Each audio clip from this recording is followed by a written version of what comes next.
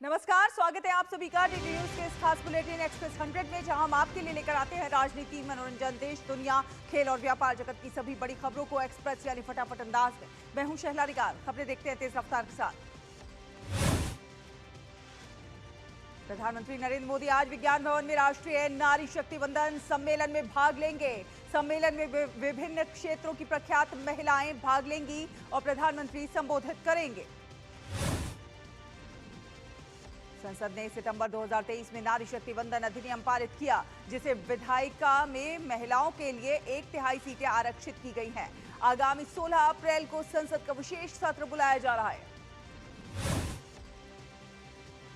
सम्मेलन का उद्देश्य महिलाओं की बढ़ती भागीदारी और नेतृत्व में उनकी भूमिका को प्रोत्साहित करना है। ये विकसित भारत 2047 की दिशा में महिला नेतृत्व की अहमियत को उजागर करेगा।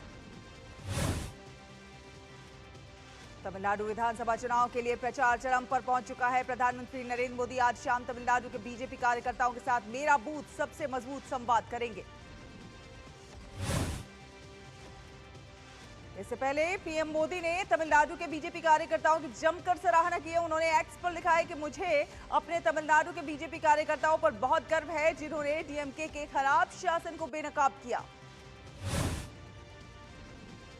राष्ट्रपति द्रौपदी मुर्मू आज से 16 अप्रैल तक गुजरात और महाराष्ट्र की 4 दिवसीय यात्रा पर रहेंगी। यात्रा के दौरान वो विभिन्न दीक्षांत समारोहों में भाग लेंगी।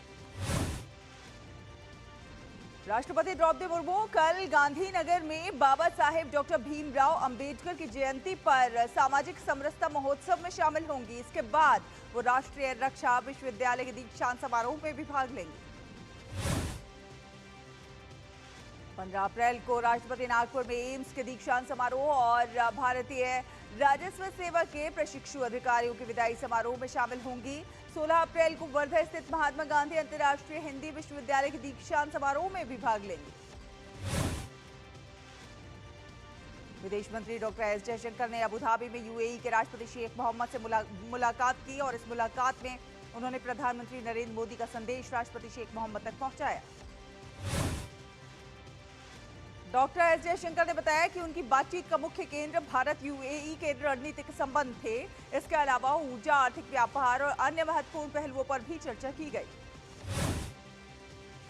विदेश मंत्री ने कहा कि यूएई भारत के लिए एक प्रमुख साझेदार है, इसलिए इन मुद्दों पर विस्तृत चर्चा की गई। भारत ने चीन द्वारा अरुणाचल प्रदेश के स्थानों के नाम देने की कोशिशों को पूरी तरह खारिज कर दिया। विदेश मंत्रालय ने इसे शरारतपूर्ण और निराधार प्रयास बताया। विदेश मंत्रालय के प्रवक्ता रणधीर जायसवाल ने कहा कि चीन के ऐसे कदम झूठे दावों के समान हैं और इससे जमीनी सच्चाई में कोई बदलाव नहीं आएगा।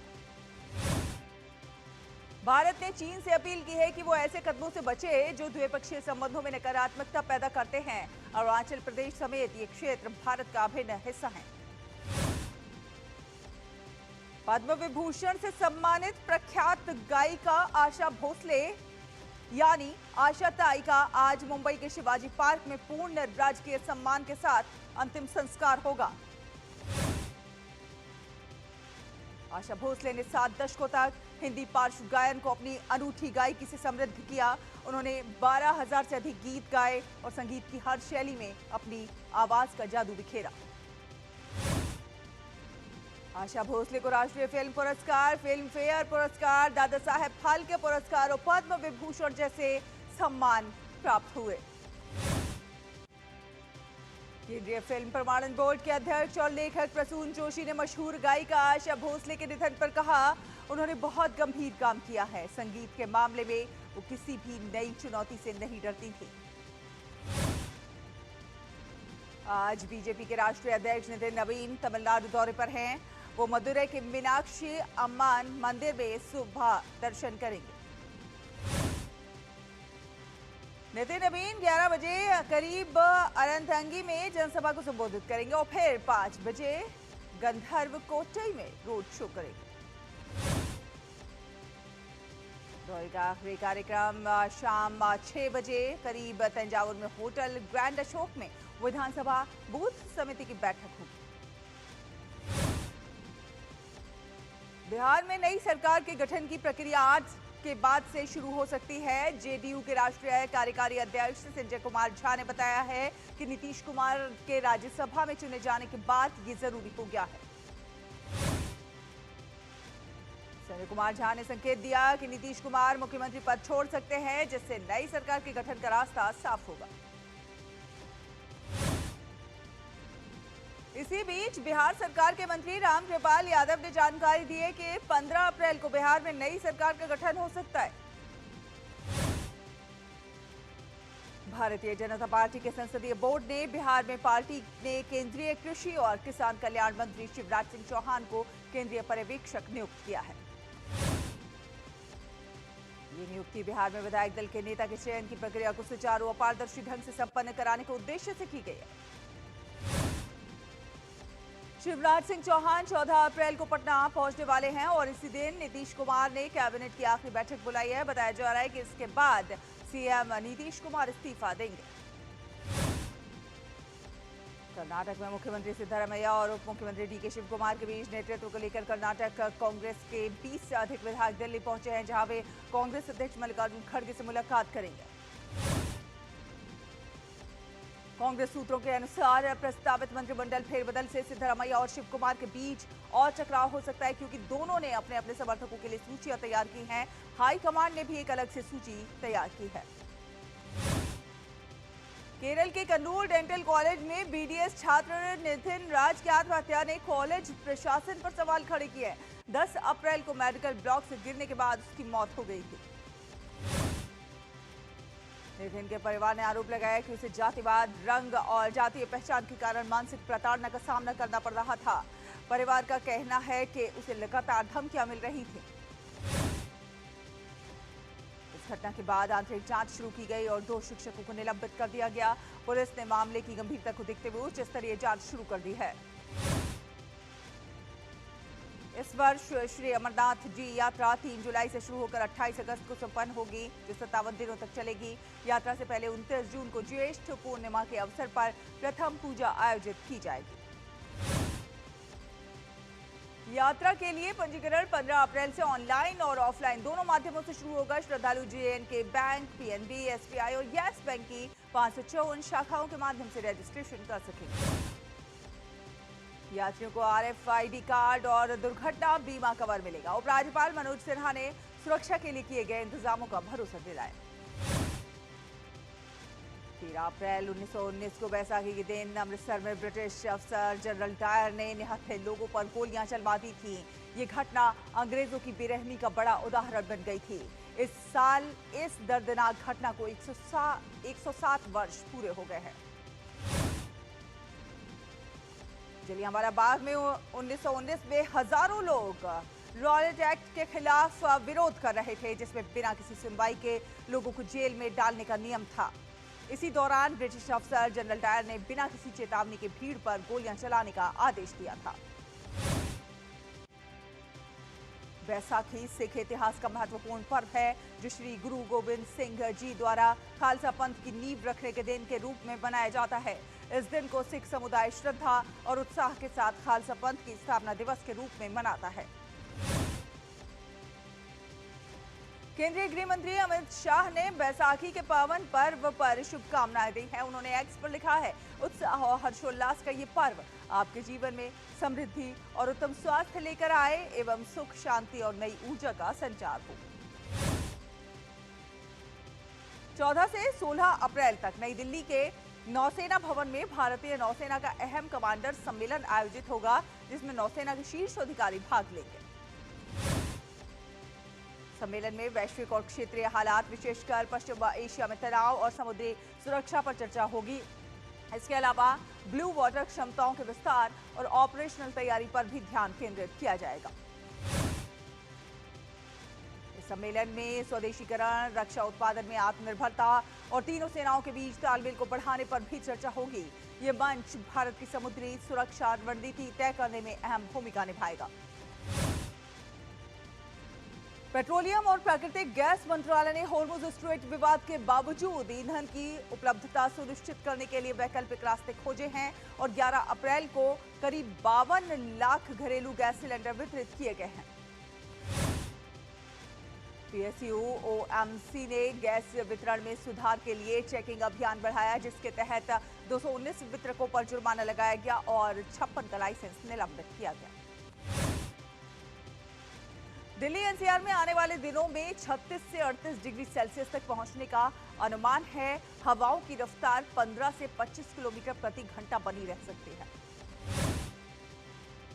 उत्तर प्रदेश में बादल छाए रहने, बिजली चमकने और तेज हवाएं चलने की संभावना है और इससे तापमान में हल्की गिरावट या स्थिरता बनी रह सकती है। बिहार में जिलों में 40 से 50 किलोमीटर प्रति घंटे की रफ्तार से तेज हवाएं चलने की संभावना है। इसके साथ ही साथ हल्की से मध्यम बारिश की भी चेतावनी जारी की गई है। राजस्थान में अब मौसम पूरी तरह शुष्क और गर्म हो चुका है। यहां पर बारिश की कोई संभावना नहीं है और तापमान तेजी से बढ़ रहा है। अगले कुछ दिनों में 4 से 6 डिग्री सेल्सियस तक तापमान में बढ़ोतरी की संभावना। पहाड़ी क्षेत्रों में बादल छाने और ठंडी हवाएं चलने से मौसम सुहावना हो सकता है, लेकिन ये बदलाव जोखिम भी लेकर आ सकता है। भूस्खलन और सड़क बाधित होने जैसी समस्याएं भी उत्पन्न हो सकती है। शिमला, कुल्लू और कांगड़ा जैसे क्षेत्रों में आंधी, बारिश और ओलावृष्टि का अलर्ट जारी किया गया है। तेज हवाएं और अचानक बारिश से जनजीवन प्रभावित हो सकता है। फिलहाल एक छोटा सा ब्रेक, जल्द हाजिर होंगे। आप देखते रहिए एक्सप्रेस 100। मोहल्ले हाजी खुशियों दी तुम्बी बाजी, हर स्वाद दिले चटकारे नचते ने सारे बाजी। वैसाखी दी बधाइयां अज के जश्न मनावांगे। वैसाखी दी लख लख बधाइयां।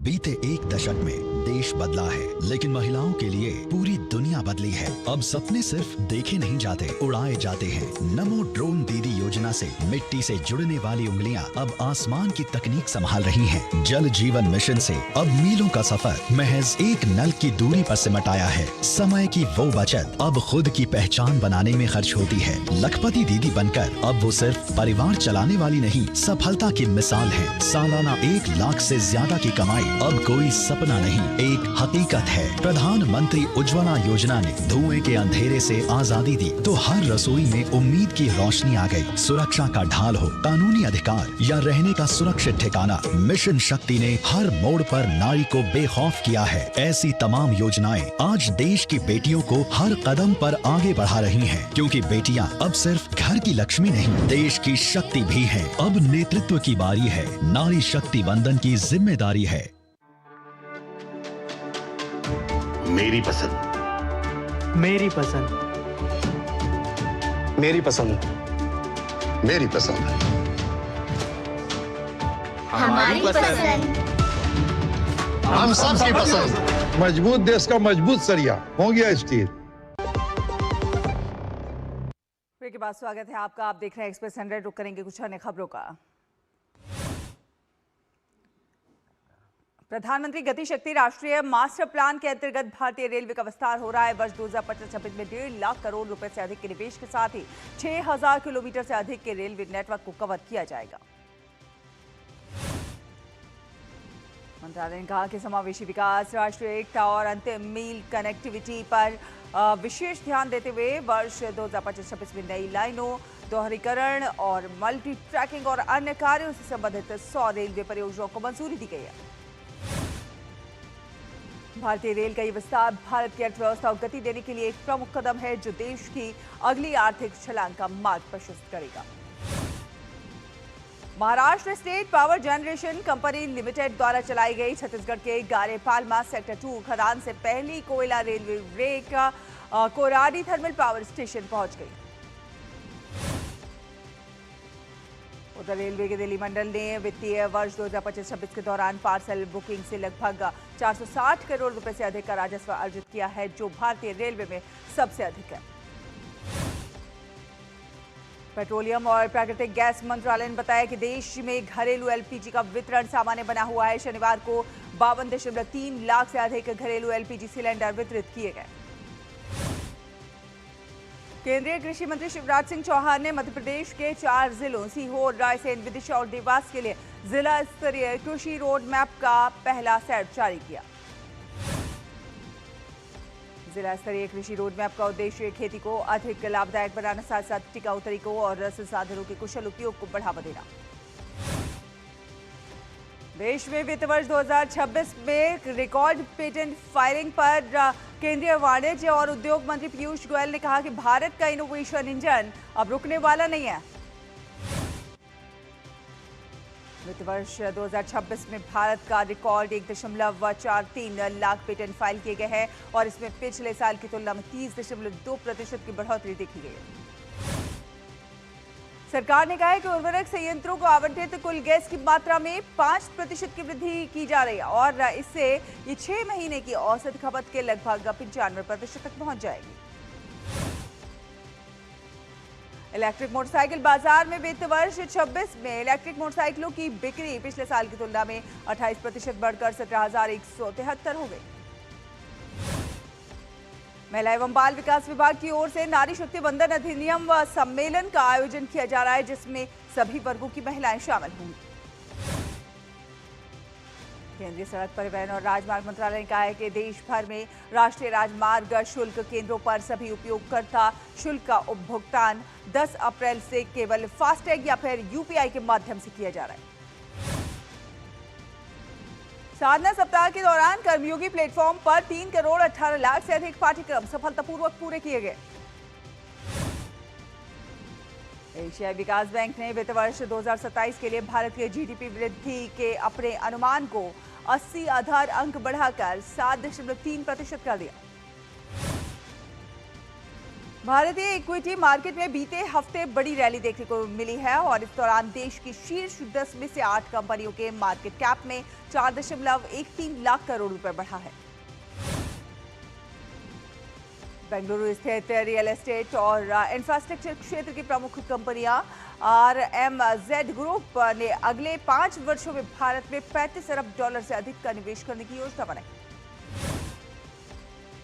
भारत ने अपनी परमाणु ऊर्जा यात्रा में एक ऐतिहासिक उपलब्धि हासिल की है, जब देश के महत्वाकांक्षी 3 चरणीय परमाणु ऊर्जा कार्यक्रम के तहत कलपक्कम फास्ट ब्रीडर रिएक्टर ने 6 अप्रैल को सफलतापूर्वक क्रिटिकलिटी प्राप्त की।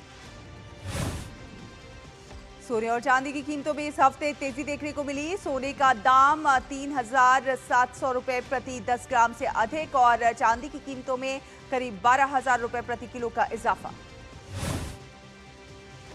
हंगरी में 16 सालों के बाद बड़ा बदलाव देखने को मिला है। सामने आए चुनावी नतीजों में पीटर मैग्यार की टिस्जा पार्टी बहुमत हासिल कर चुकी है, जिससे राष्ट्रवादी प्रधानमंत्री विक्टर ऑर्बन की फिदेस पार्टी का 16 साल का शासन खत्म हो गया है।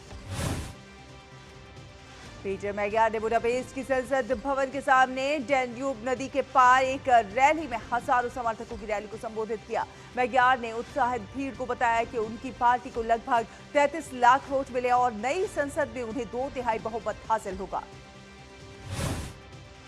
अमेरिका के राष्ट्रपति डोनाल्ड ट्रंप ने कहा है कि अमेरिका ईरान शांति वार्ता विफल होने के बाद अमेरिकी नौसेना होर्मुज स्ट्रेट में जहाजों के प्रवेश या निकास को रोकने के लिए तत्काल नाकेबंदी शुरू करेगी।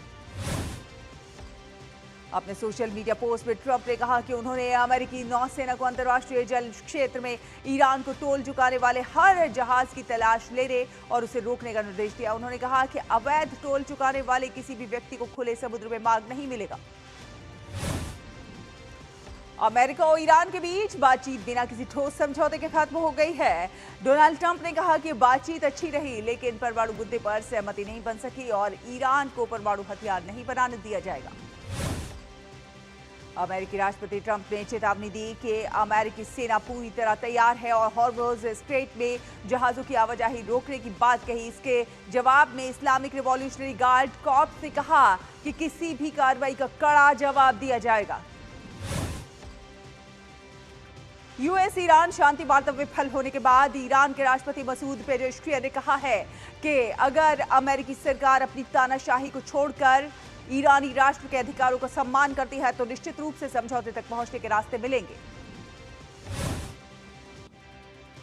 ईरान के विदेश मंत्री अब्बास अरागची ने भी सोशल मीडिया प्लेटफॉर्म एक्स पर कहा कि 47 सालों में सबसे उच्चतम स्तर पर चल रही गहरी वार्ता में ईरान ने युद्ध समाप्त करने के लिए अमेरिका से अच्छे विश्वास में बातचीत की है, लेकिन जब ईरान समझौते के सबसे पास था तो ईरान को अधिकतमवाद, बदलते लक्ष्य और नाकेबंदी का सामना करना पड़ा। यूएस ईरान वार्ता विफल होने और अमेरिकी नौसेना की स्ट्रेट ऑफ हॉर्मुज की नाकेबंदी की तैयारी ने कच्चे तेल की कीमतों में फिर से उछाल ला दिया है। सोमवार को तेल की कीमतें $100 प्रति बैरल के पार पहुंच गई। ब्रेंट क्रूड बढ़कर $102.80 प्रति बैरल पहुंच गया। अमेरिकी राष्ट्रपति डोनाल्ड ट्रंप के अनुसार अमेरिकी नौसेना हॉर्मुज स्ट्रेट की नाकेबंदी शुरू कर देगी, क्योंकि ईरान के साथ हुई लंबी बातचीत विफल हो चुकी है, जिससे नाजुक संघर्ष विराम खतरे में पड़ गया है। बहरीन में 12 अप्रैल को स्थानीय समय अनुसार शाम 4 बजे मतदान केंद्र बंद हो गए, जिससे राष्ट्रपति चुनाव में मतदान समाप्त हो गया और इस चुनाव में वित्त मंत्री रोमुआल्ड बाडाग्री की जीत की उम्मीद है। दक्षिण अफ्रीका के डेमोक्रेटिक अलायंस ने रविवार को केप टाउन के मेयर जियोर्जे हिल लुइस को अपना नया नेता चुन लिया। दक्षिण लेबनान के टायर शहर में विस्थापित लोग स्कूलों में शरण लेकर बेहद कठिन हालात में जीवन गुजार रहे हैं, जहां पर खाने पीने और जरूरी सुविधाओं की भारी कमी बनी हुई है। हैती में पर्यटकों के बीच लोकप्रिय एक किले में भगदड़ मचने से कम 25 लोगों की मौत हो गई और कई घायल हो गए। बांग्लादेश में हत्या के प्रयास के आरोप में 5 दिन पहले गिरफ्तार की गई संसद की पूर्व अध्यक्ष शिरीन शर्मिन चौधरी को अदालत के आदेश पर रविवार को राजधानी ढाका के बाहरी इलाके स्थित उच्च सुरक्षा वाली जेल से जमानत पर रिहा कर दिया गया। एशियाई कुश्ती चैंपियनशिप में भारतीय पहलवानों को शानदार प्रदर्शन देखने को मिला है। भारत ने इस टूर्नामेंट में 2 स्वर्ण पदक सहित कुल 17 पदक जीतकर अपने अभियान को समाप्त कर दिया। एशियाई कुश्ती चैंपियनशिप में भारत के सुजीत और अभिमन्यु ने पुरुषों के फ्री स्टाइल फाइनल मुकाबले में स्वर्ण पदक अपने नाम किया। प्रतियोगिता के आखिरी दिन ओलंपिक पदक विजेता अमन सहरावत को रजत पदक से संतोष करना पड़ा, जबकि मुकुल दहिया ने भी रजत पदक जीता। भारत के आयुष शेट्टी ने बैडमिंटन एशिया चैंपियनशिप में रजत पदक अपने नाम किया है। फाइनल में आयुष शेट्टी को चीन के शी यूकी ने 21-8, 21-19 से हराया। इस प्रतियोगिता में 20 वर्षीय आयुष शेट्टी का प्रदर्शन शानदार रहा और फाइनल तक के सफर में आयुष ने कई दिग्गजों को मात दी। बैडमिंटन एशिया चैंपियनशिप में एकल वर्ग में फाइनल में पहुंचने वाले आयुष दूसरे भारतीय हैं। इससे पहले 1965 में दिनेश खन्ना ने स्वर्ण पदक जीता था। आईपीएल 2026 में आज सनराइजर्स हैदराबाद का मुकाबला राजस्थान रॉयल्स से होगा। ये मैच हैदराबाद के राजीव गांधी इंटरनेशनल स्टेडियम में खेला जाएगा। सनराइजर्स हैदराबाद की टीम ने मौजूदा सीजन में अब तक 4 मैचों में से केवल एक ही में जीत मिली है, तो वहीं राजस्थान रॉयल्स ने अपने 4 मैच में जीत हासिल किया और अंक तालिका में टॉप पर मौजूद। इंडियन प्रीमियर लीग में कल के पहले मैच में गुजरात टाइटंस ने लखनऊ सुपर जायंट्स को 7 विकेट से हरा दिया। लखनऊ सुपर जायंट्स द्वारा दिए 165 रन के लक्ष्य को गुजरात टाइटंस ने 3 विकेट खोकर हासिल कर लिया। इससे पहले लखनऊ की टीम ने 20 ओवर में 8 विकेट पर 164 रन बनाए। लखनऊ की ओर से एडन मार्करम ने सर्वाधिक 30 रन बनाए। इंडियन प्रीमियर लीग में कल खेले गए एक अन्य मैच में रॉयल चैलेंजर्स बेंगलुरु ने मुंबई इंडियंस को 18 रनों से हरा दिया। आरसीबी द्वारा मिले 240 रन का पीछा करते हुए मुंबई इंडियंस 222 रन ही बना सके। कैंडिडेट्स शतरंज टूर्नामेंट के 12वें दौर में भारतीय ग्रैंड मास्टर आर वैशाली को चीन की, जिन्हें झुके हाथों हार झेलनी पड़ी। वैशाली के पास अब 12 बाजियों में 7 अंक है। कैंडिडेट्स शतरंज टूर्नामेंट एक अन्य मुकाबले में दिव्या देशमुख चीन की झोंगिए टैन से हार गए। इसके साथ ही वे पोडियम पर जगह बनाने की दौड़ से भी बाहर हो गए। यानिक सिनर ने मॉन्टे कार्लो मास्टर्स टूर्नामेंट का खिताब जीत लिया है। यानिक सिनर ने कार्लोस अल्कराज को 7-6, 6-3 से हराकर अपना पहला क्ले कोर्ट खिताब जीता। इसके साथ ही यानिक सिनर ने अपना पहला क्ले कोर्ट खिताब जीत लिया है और इस जीत के साथ ही सिनर लगातार मायामी और मॉन्टे कार्लो जीतने वाले दूसरे खिलाड़ी बन गए। इसी के साथ एक्सप्रेस न्यूज में फिलहाल इतना ही। डीडी न्यूज पर खबरों का सिलसिला लगातार जारी रहेगा। आप देखते रहिए डीडी न्यूज। नमस्कार।